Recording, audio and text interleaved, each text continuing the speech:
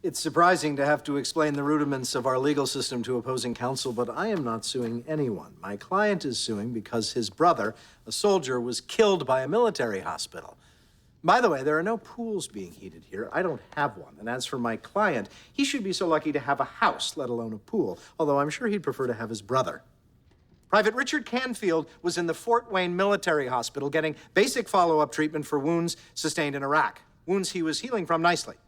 He began to have trouble breathing due to an adverse reaction to medicine he was mistakenly given. The doctor then inserted a breathing tube incorrectly and proceeded to pump air into his stomach. By the time they figured out their mistake, 15 minutes later, Private Canfield had severe brain damage. 3 days later, he died. None of this is in dispute. Had this same malpractice happened to me or you, our estates would receive million-dollar settlements. But because Private Canfield was a GI, not a nickel. Apparently, we can all live with that. This Feres doctrine is as unfair as it is patently ludicrous. There is no danger of revealing military secrets. Discovery would only go to medical records. And frankly, I am mystified as to how this could possibly affect military discipline. Would the troops suddenly stop saluting or begin marching in crooked lines? And as for the supposed burden on the government, you've got to be kidding me. What about Private Canfield's horrific ordeal? Not to mention the obvious fact that while our government will undoubtedly survive, Private Canfield did not. I would say to you, Your Honor, these are our kids who are dying. But it's not really our kids, is it? Not for the most part. It's the poor people's kids.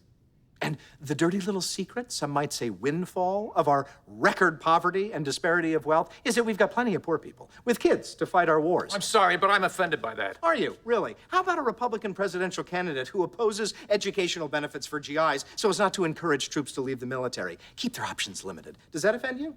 How about all the war profiteering by the rich? How about the fact that while an Army sergeant gets an annual salary of $70,000, private security guards hired by Blackwater and DynCorp get $400,000 to $500,000? Does that offend you?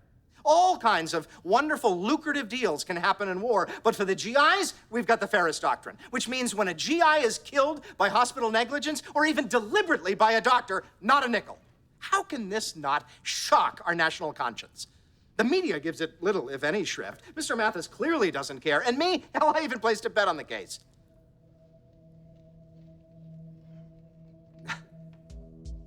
How can it be that we don't much care? Maybe because it's not our kids who are dying. It's the poor people's.